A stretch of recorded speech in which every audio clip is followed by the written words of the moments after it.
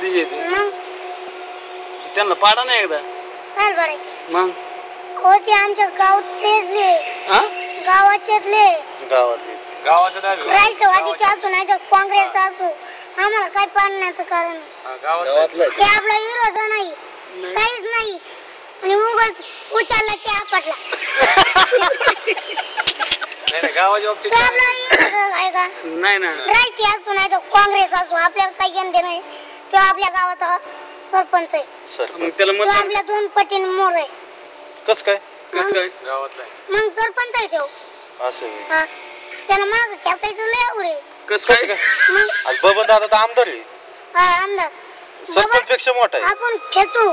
पण मी माझ्या गावासाठी लढतोय माझ्याच गावातल्यांना पाडू कमून आता सरपंच तुला करायचं आहे गावचा हे दादांचं टार्गेट आहे आमच्या गावात उत्पन्न नाहीच मला आमच्या गावाचा रोड आणि टिक करायचा सरपंच पद घेऊन करणार रोड पण आता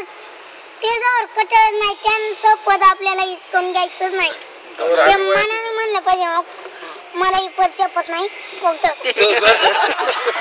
ते एखाद्या बाजूला म्हणते बी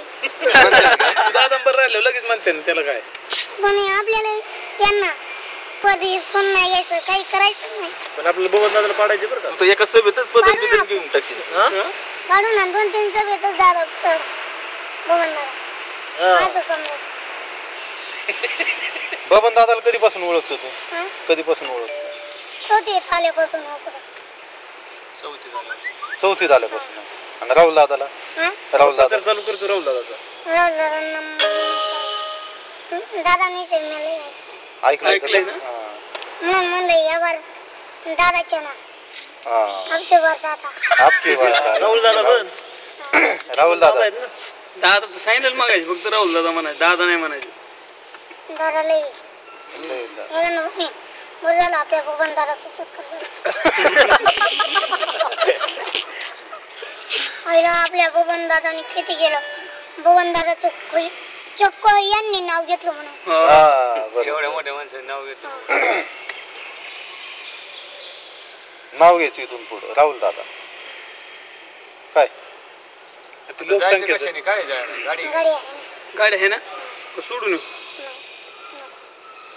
कोणा संघ आला गारगावला शाळेला तिकडे काय त्याचं ब्रिलियंट मी जर टाकलेलं असतं तर मला घेता आलं असतं नसतं ना बरोबर